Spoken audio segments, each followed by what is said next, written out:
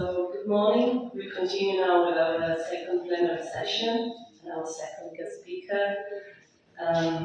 Please, I'm very pleased to introduce Elin Käck. Yes, she's the Associate Professor of Language and Culture at Williams and University, Sweden, where she teaches comparative literature and English and serves as Director of Doctoral Studies. Her research interests include 20th century and contemporary American literature, poetry and poetics, modernism and the avant-garde, and eco-criticism. She has published essays on Carl Williams, H.D. and Dr. among others, on topics such as poetry and science, agency and the Anthropocene. Her work has appeared in journals such as the Journal of Modern Literature, Interdisciplinary Studies in Literature and Environment, and the Carlos Williams Review. She is the Vice President of the William Carlos Williams Society, and she is currently completing the book project Constructions of Europe in Modern American Poetry, forthcoming in 2025 with the Edinburgh University Press. Her plenary talk today is entitled Williams Levertov and the Power of the Poem. Thank you, Professor Käck, for being with us today. The floor is yours now. Well, thank you so much for that kind presentation, and thank you so much to the organizers. I was so delighted when I got the request to come and speak here in front of this distinguished audience, because although I had been working on Williams for many years, my dissertation is up here on the screen behind me. I had recently taken an interest in Levertov's work, and this allowed me to really think more about her, and especially in relation to Williams. So thank you so much for giving me that opportunity. It stands to reason that for someone who can liken T.S. Eliot's The Wasteland to an atom bomb, poetry matters, and matters greatly.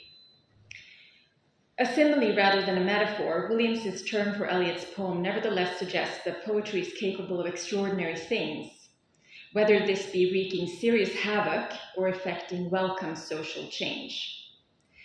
Denise Levertov shares this belief in the power of the poem, although she famously pairs it with the resolute opinion that poets must leave their ivory towers and actively engage in the political issues of their time. One might perhaps posit then that Williams seems to have more faith in the power of the poem in and by itself than Levertov does, who instead insists that engagements beyond the merely poetical are essential and behoove a true poet. On the other hand, such a conclusion is far too simple and relies on a separation between the poem and the world that is becoming increasingly untenable in the wake of our post-human understanding of matter and agency. Levertov was highly conscious of living in exceptional times.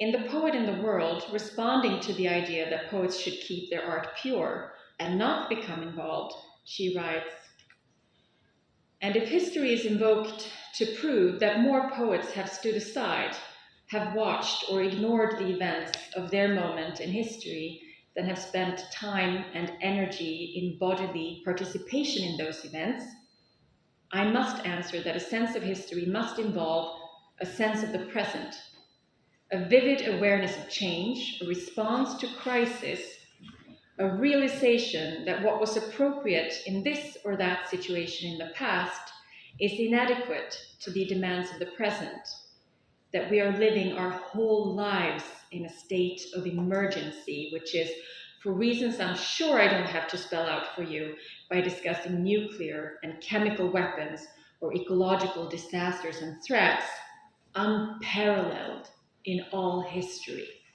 Yes, listen to that.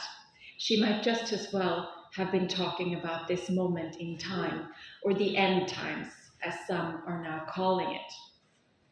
A similar sense of frustration is still just as apparent a decade later when Levertov participated in the 11th Alabama Symposium in 1984, What is a Poet?, where Hank Laser gathered poets and scholars such as Levertov, Charles Bernstein, Marjorie Perloff, and Helen Bendler. Having delivered a talk called Horses with Wings, she then, in a lively panel discussion in which she grew frustrated with the parochial as she called it, nature of discussions of poetry that she likened to fiddling while Rome burns, emphatically exclaimed that as a species we are standing on the very brink of extinction, living in a time of unprecedented crisis, and then asked, why are we not talking at all about if and how and in what way poetry is or can be relevant to that issue? Despite his many contributions to seemingly parochial matters of poetic form, Williams would have understood Levertov's point exactly. Indeed, for him, matters of form are linked to poetic agency rather than the local discussions of poetry as such. Form is power, and poetic form doubly so. Levertov couldn't have guessed that the relevance of poetry to the issue she pointed to, the species as standing on the brink of extinction, would come to be the topic of serious scholarly debate in a field outside of literary studies, no less. The philosopher Timothy Morton has suggested that poetry is an art form capable of helping us come to terms with living in end times.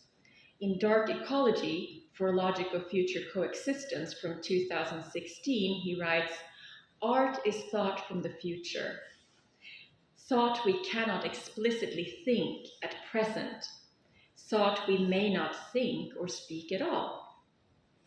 Art helps us cope with what Morton calls the weird future ahead, which, although unthinkable, still has to be imagined. If we want thought different from the present, then thought must veer towards art, he writes. Williams's conception of art as supreme is actually quite close to Morton's understanding of its exceptionality. It is art that has the regenerative capacity of recreation, rebirth after disaster and annihilation in spring and all. Furthermore, art is the only truly innovative domain for human activity, much more useful and potent than science, which seems to be that to which we have been most insistently turning for a solution to our major problems. Williams, like Morton, would have us turn instead to art. As he writes in Spring and All, poetry has to do with the crystallization of the imagination, the perfection of new forms as additions to nature. Or in one of the short pieces of The Embodiment of Knowledge, more precisely The Embodiment of Knowledge, the Skeleton, where he compares art to science and writes that science, unlike art, changes nothing, invents nothing, takes away nothing, adds nothing to the material world, but merely brings its material into a certain relationship with the intelligence, in its relationship with man and poetry, brings man into a diagonal relationship with it. Thus, for the physician, whose Ivy League education would have exposed him to the hard sciences more than to art, or so I assume, science appears much less useful, much less important on the whole to humanity than art, which is the locus of true knowledge. In fact, in his thinking, there would be no science without art, since it is the imagination that makes science possible in the first place. We might think that this kind of assertion is merely the fantasy of some self-important poet with an inflated ego, ascribing to his own vocation more value than anyone else reasonably would. But scientists have thought along the same lines. Scientific discoveries within quantum physics, for example, relied on the imagination. As Adelaide Morris has pointed out, in this quantum world, the foundation of the universe, from atoms to black holes, became intelligible and therefore appeared to be real only through the imaginary pictures scientists composed. Werner Heisenberg, whose Copenhagen interpretation, devised together with Niels Bohr, appeared in 1927, writes, it introduced something standing in the middle between the idea of an event and the actual event, a strange kind of physical reality just in the middle between possibility and reality. As Lisa Steinman rightly points out, if imagination was at issue, the poets could claim that they were the true authorities and most deserving of public approval. In Levertov's analysis of Williams's oeuvre, she finds a distinctly political writer. There are many other poems of his which, in differing degrees of overtness, are of political import. So pervasive was the historical sense in him that there is virtually nothing he wrote that does not, especially within the context of his work as a whole, have social implications. At the same time, she concedes that Williams was never a political revolutionary, adding, however, except in the implications of his work. Take the 1940 poem The Sleeping Brute, for instance, written during World War II.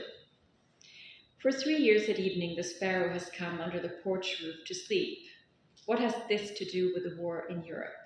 For 3 years, winter and summer, the same sparrow with covered head, asleep among the gray shadows.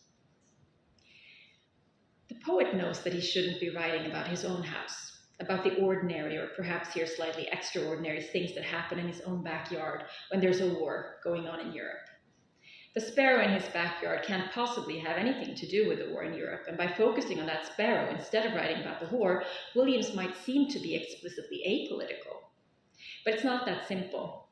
That second line of the second stanza, smack in the middle of the entire poem, is central both in its position and its content. The war in Europe is inserted into the poem, demands a place there, becomes topicalized. The sparrow seeks shelter, sleeps protected under the porch roof in Williams's house, but the world is a dangerous place, and this type of comfort and security isn't something that can be taken for granted. Williams's sparrow, that small, innocent bird, always living close to humans, so easily prey to predators like cats and birds of prey, becomes an emblem for that which needs protection in the world. It has everything to do with the war in Europe, but not in any obvious way, but as Levertov suggests, by implication. The title is another case in point. Sure, a brute is per definition an animal as opposed to a human, which could make the sparrow fit the description of the poem's title quite unproblematically. But since the sparrow is such a non-brutish bird, itself rather than subject of predators, the title becomes a bit odd. Maybe he's a brute because he's sleeping through this war, careless of it, entirely mindless, seeking shelter from the small troubles of sparrowhood, an unknown shadow to the persecutions and ensuing migration and seeking of shelter in Europe. An interesting clue to Williams's stance on the political aspect of art may be found in the archive. In the essay The Neglected Artist, housed at the Poetry Collection at Buffalo, Williams presents us with a scene in which an artist is painting his portrait. During the course of the session, the painter lays out his stance on the relation between art and reality, insisting that artists should never be political, and exemplifying this with the system of patronage in the Renaissance. The work of art, autonomous, will in itself be a force for good, so there's no need for the artist to be explicitly political. Making masterpieces for, rather than attacking tyrants, is what the artist must do. As Williams's painter views it, the work of artists is the very antithesis of violence, and so therefore art will eventually get rid of tyrants and abuse of power by merely existing. This stance could be embodied, I think, in Shelley's well-known poem Ozymandias, where the sculpture of the tyrant remains long past the dissolution of his empire, and where the artist gets the final say, as Shelley writes. That's also pretty. The frown and wrinkled lip and sneer of cold command tell that sculptor well those passions read, which yet survive, stamped on these lifeless things, the hand that mocked them and the heart that fed. Look on my works, ye mighty, and despair, it says on the pedestal, but the only thing for Miles is the sculpture itself, the only thing of his vast empire to have lasted. Art survives. Ruthless rulers don't, and even their sculptures eventually become testament to the skill of the artist rather than celebrations of the rulers. Williams patiently listens to the man painting his portrait, only intermittently interjecting with a word or phrase, for example, when the moderns are attacked as overly interested in science and not sufficiently mindful of the human soul or quality of art. One might therefore think that as the session ends, Williams's alter ego would reject what the man has been saying, especially since he has attacked the moderns as well as the French modernists. But he doesn't really. Instead, he tentatively accepts what the man has been saying, considering that the world of science, religion, politics, and finance are all insufficient or flawed. Maybe then, after all, art is a true haven, a place where order can be reinstalled after chaos and war. It is not then that art doesn't have political import, but that it doesn't need to be explicitly political or engage with a specific political current issue. Art in itself will offer renovation, hope, the means for rebuilding, all the things that can no longer be received from science, politics, or religion. The idea of the relation between the artist, artwork, and potentially evil patron returns in the essay The Basis of Faith in Art, where Williams expresses this passage in quotation marks, telling his architect brother in the essay itself that he has written this all himself for another purpose. Who knows, maybe for the neglected artist. At any rate, this is what he says. No matter what happens to his works, the artist is the truthfulest scribe of society that is found when he is left free. And if his works are purchased by corrupt or tyrannical fools or institutions, nevertheless, in those very works of art are likely to lie the disruptive seeds which will destroy the very hosts who have taken them in and preserve them for society, even against their will. Williams returns to versions of this idea in various essays and poems, in particular to the notion that poetry matters. In Against the Weather, a study of the artist from 1939, he sees the work of art as the creator of civilization. This essay inspired Charles Olson so much that he wrote in a letter to Williams that that's the only way to write about art, and I've stolen and stolen from it. War doesn't shift the artist's priorities in this view. He might well be working at it during a bombardment, for the bombardment will stop. After a while, they will run out of bombs. Then they will need something to fall back on today. Only the artist can invent it. Here, too, he returns to the idea of agency and art. The artist is to be understood as not as occupying some outlying section of the field of action, but the whole field. This would seem to differ greatly from Levertov's idea of a poet's role in wartime. Williams wrote this again in 1939 and would have been aware of the Anschluss and other events in the rise of the Nazis in Europe. And still he urges poets to write not of the war going on necessarily, but of the things which will be necessary for everyone to have after. To tirelessly and fearlessly create for the sake of humanity. In a late letter to Levertov dated April 9, 1960, far from the first formal exchange of 1951, brought on by Levertov's note of appreciation, Williams writes, "The poet is the only one who has not lost his way, and you are a poet. We must look to you. Keep on doing what you are already doing for us." Williams had been especially impressed with the batch of poems Levertov had just then had out in Poetry magazine, with Come Into Animal Presence, 6 variations, and a map of the western part of the county of Essex in England. Of these, Williams found the latter the most impressive. The exchange constitutes the summing up of a mentor-mentee relationship where now the torch seems to be in the process of being handed over. Williams explicitly mentions the craft of poetry and the learning of it, claiming that no one can teach it, that we don't know the mystery from whence it arises, and that many people will still try to give advice.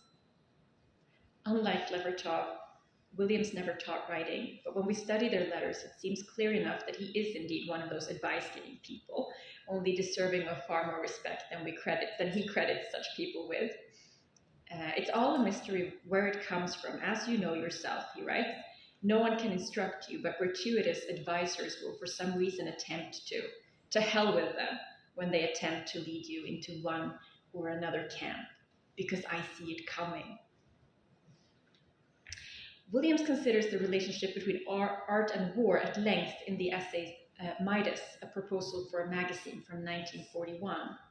In fact, he inserts war as a component in a triangulation that includes art, science, and war, thus expanding or troubling the many thoughts he had given to the relationship between the first two, art and science, in the 20s. For Williams, war and art are incompatible. There are arts, but they are only bastardized after their theft by war. And as for the triangulation I mentioned, the modus operandi of art is wholly different from that of either war or science. The arts create, war destroys, he says, which makes the two dichotomous. Science, however, seems extraordinarily lame in comparison. The sciences, Williams writes, are. They thus seem to be more vegetative, merely being constants, but charged neither with the destructive energy of war nor the constructive energy of art. When it comes to war, the energy that it produces needs to be brought back to art through revolution, as this is the only way. You're not hearing me? Okay. On the internet. They Okay. are not hearing. Okay. Let's see. No problem. When it comes to war, the energy that it produces needs to be brought back to art through revolution, as this is the only way it can ever be used creatively, according to Williams. Poets play a central role here. None but the poet holds in his secret power to tell, in terrific, frightening concentration, what the consequences of those forces which will make this war its plaything will be. Such telling doesn't need to wait until after the war. On this, Williams is perfectly clear. The idiotic belief that the arts must be put aside for arms until a time of peace, as if they needed coddling and were perishable, must give way to a triple fury of activity to steal the released energy for constructions. In the earlier essay, Caviar and Bread Again, awarding to the new writer, probably from 1930, Williams formulates the role of the poet thus. On the poet devolves the most vital function of society, to recreate it, the collective world, in time of stress, in a new mode fresh in every part. Levertov links much of her activism to ecological concerns, drawing parallels between forms of destruction that pertain to the slaughter of war, as well as to the exploitation of the environment that threatens humans' habitat. When Williams portrays an apocalyptic end time in Springinol, it is instead given creative impetus, ushering in a regeneration where the world is born anew. So, Williams and Levertov both gave a good deal of thought to the role of the poet in the world. Williams's perhaps best illustration of what this role might look like is found in his townspeople poems. Gulls has the poet address his townspeople directly, starting out with the premise that there are other places out there in the wide world where he should perhaps be placed instead, where he would be appreciated and understood and have actual peers. My townspeople, beyond in the great world, are many with whom it were far more profitable for me to live than here with you. Having thus deigned to stay, supposedly due to not being as free as those others, he demands of his townspeople to listen and appreciate the fact that they have a poet in their midst. I remain, therefore listen, for you will not soon have another singer. His demanding imperatives and monopolization of the conversation in this poem suggests that he directs them, like an audience, like a leader. But the repetition of imperatives also suggests that he needs to assert his power through these means, through recourse to imperatives. It doesn't come naturally. The poet knows about the world. He takes in intelligence about the goings-on through the calls he receives and to which he responds. He translates to his townspeople what they need to know. Here mainly some suggestive but also kind of cryptic statements about gulls, eagles, and migratory birds. But they wouldn't have had this knowledge without their poet. The townspeople have uncultured tastes. Their hymns are an outrage to true music, but even with the superior knowledge and position of the poet, they can coexist respectfully. The poet's responsibilities are also outlined in the poem Deep Religious Faith in the Desert Music from 1954. In the night, a storm of gale proportions came up. No one was there to envisage a field of daisies. There were bellowings and roarings from a child's book of fairy tales, the rumble of a distant bombing, or of a bee. Shame on our poets. They have caught the prevalent fever, impressed by the laboratory. They have forgot the flower, which goes beyond all laboratories. They have quit the job of invention. The imagination has fallen asleep in a poppy coat. The wordsworthy and romantic poet is no longer there. No one to witness the field of flowers, no one to invent, having instead handed everything over to science and the laboratory, when art is what is actually most needed. Poets of the younger generation may well have read these lines and started to think about their role in the world. For Levertov, of course, that issue was always clear, but she did think hard about how to take on the role of the poet after the high modernists. In the poem September 1961, Levertov writes about the old ones, the old great ones, who now leave us alone on the road. She's talking about Esther Pound, H.D. and Williams, who aren't dead but silent, withdrawn into painful privacy. Then we who are left count the words in our pockets and wonder how it will be without them. The language has been given by them to the speakers, we, her generation, but the directions seem unclear. What to do? Where to go? The day the audience walked out on me, and why, relates the events of a May 8, 1970 talk at Goucher College in Maryland, where Levertov had read Life at War and What Were They Like? She followed these two poems by addressing racial injustice, and the event was supposed to commemorate the students shot at Kent State, whereas black students shot at Orangeburg 2 years prior received no commemoration. The audience walked out on her, calling her actions a disgrace to the chapel in which she spoke, a desecration of a holy place. And a few days later, when some more students, black, were shot at Jackson, Mississippi, no one desecrated the white folks' chapel because no memorial service was held.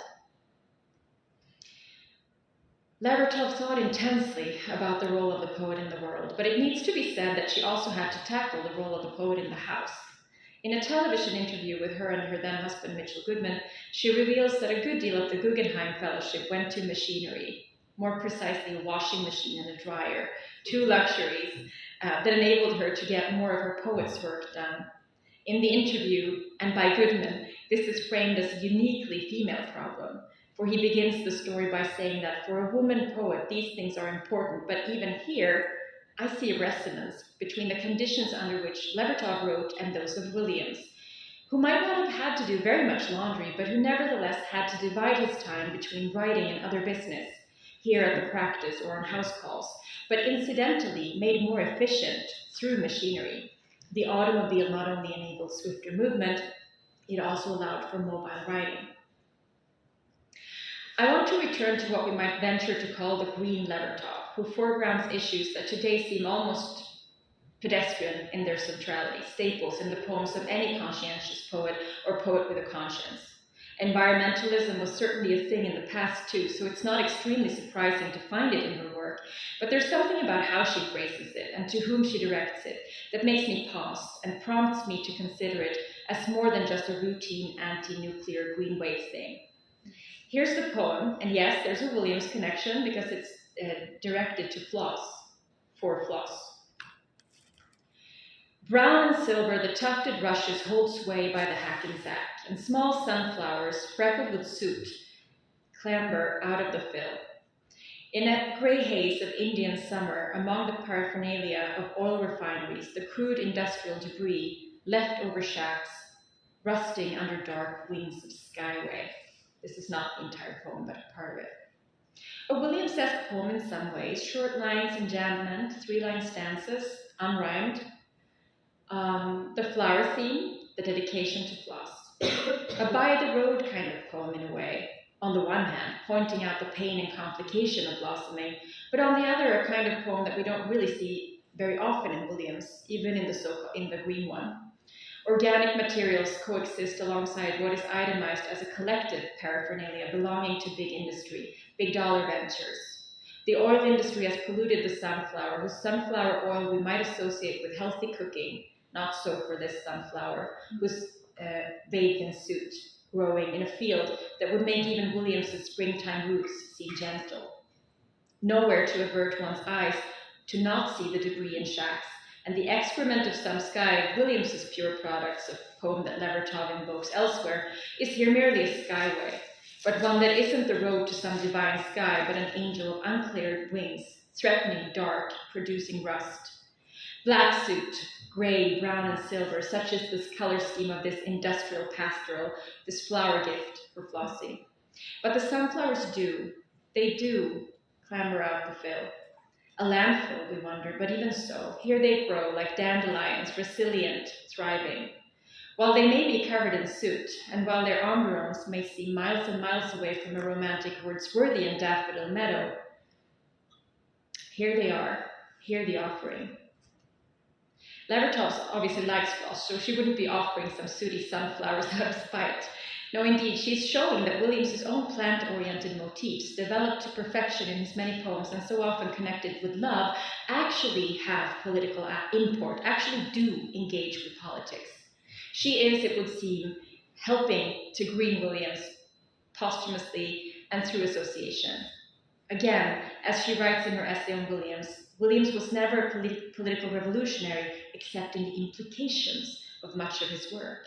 Here is one such implication drawn out and stressed by Levertov's intertextual maneuver. Protesting at the nuclear test site foregrounds the desert, a place which is unwelcoming in Levertov's rendition, unwelcoming not merely because she herself might prefer trees or lakes, but because it is saturated with anguish. The anguish is almost biblical, and it carries with it the memory of Hiroshima. This terrain turned to the human world a gaze of scorn, victim to tormentor.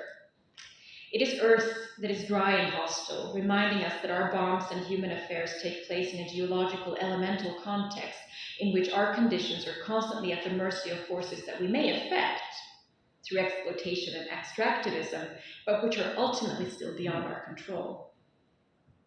The future for humanity troubled Williams too, and not only as an aesthetic potentiality of regeneration was bringing on.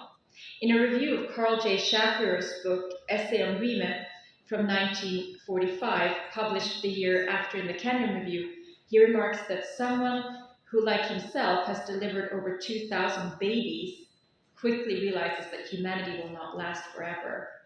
In a few thousand years, humans will no longer be. In the essay, he ascribes this extinction to the unwillingness of woman. Man, he writes, just can't go on. No woman will stand for it. Why should she?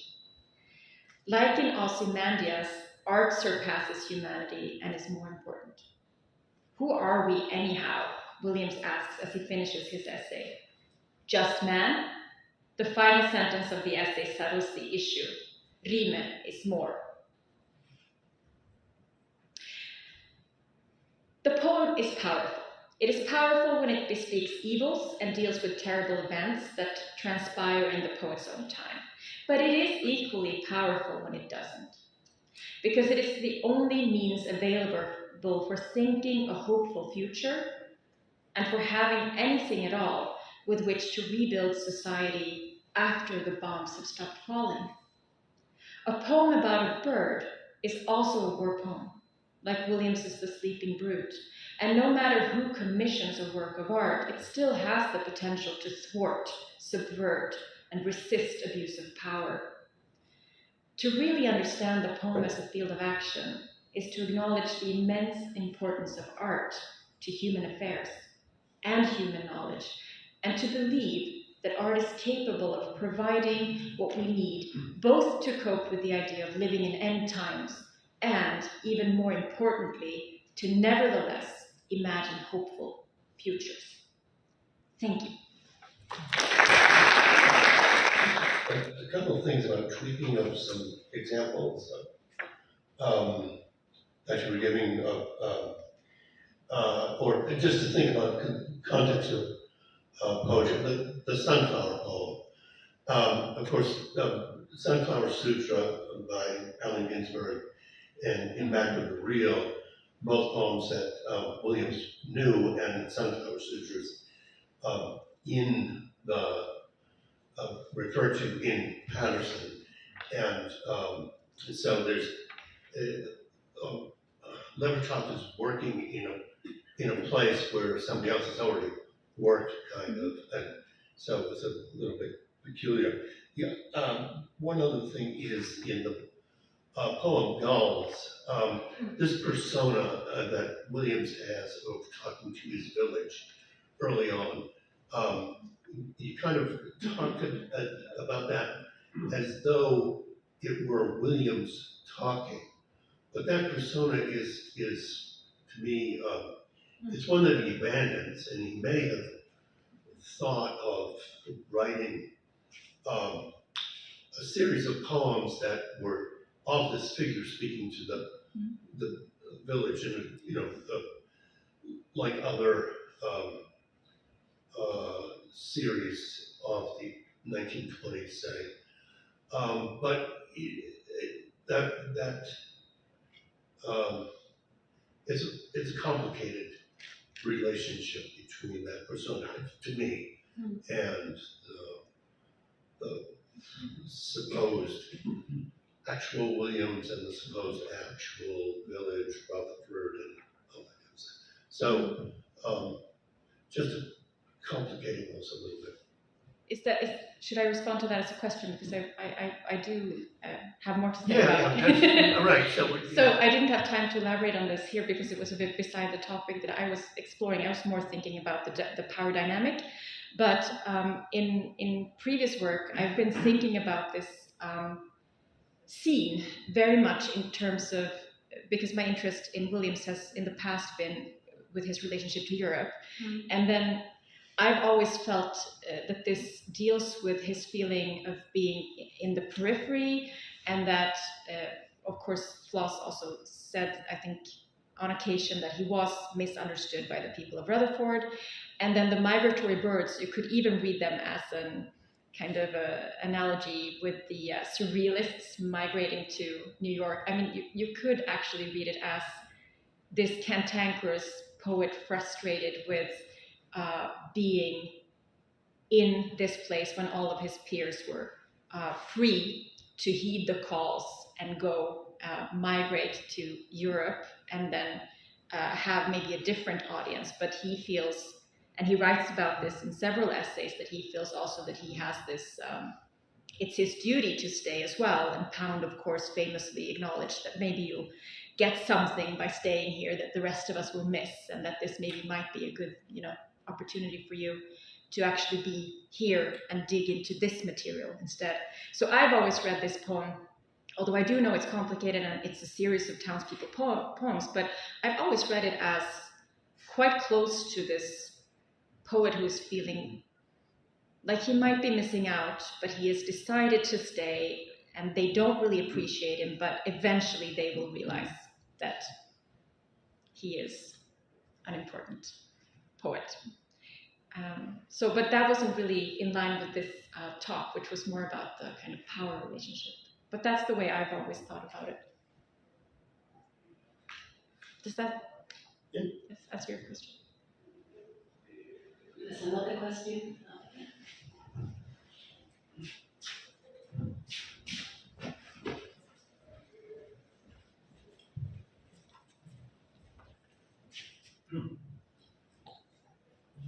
My question is about a poem Williams wrote about bombardment.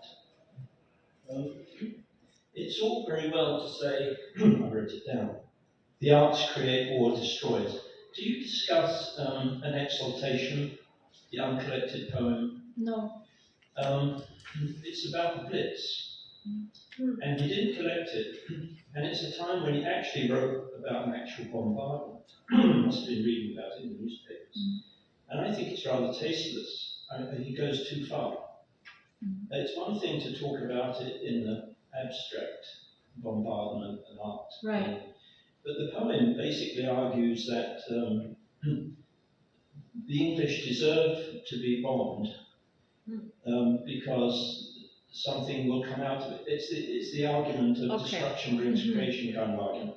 But when it's actually, he doesn't say houses were destroyed, but he almost does. I think he realised that that was going too far.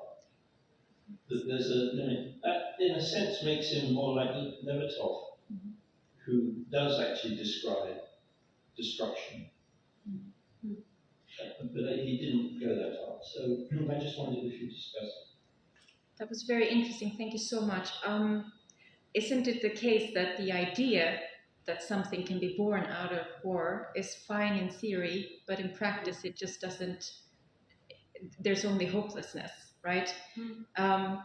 So a lot of the statements that I included today were very abstract about energies, powers. We could also think about what was mentioned earlier in the previous talk, the futurists, for instance, they had also that idea of the energy of war. I guess I've always thought of it as, of course he doesn't want war at all, but if you have it, eventually something else will come, and it will come through the help of art.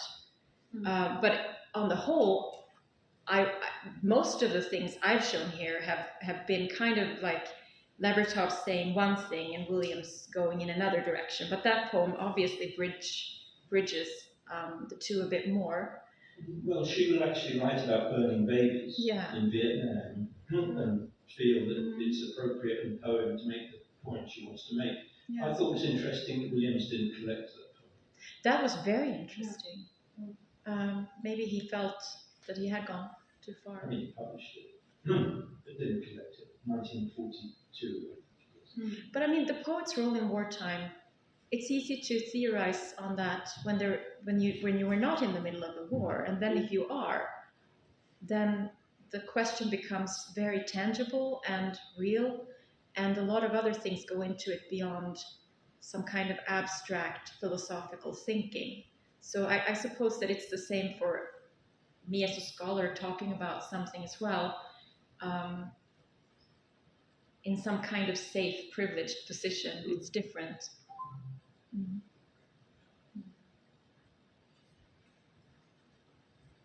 Any other questions? No? We have some more minutes to spare before the coffee break. I'd like to do the last one.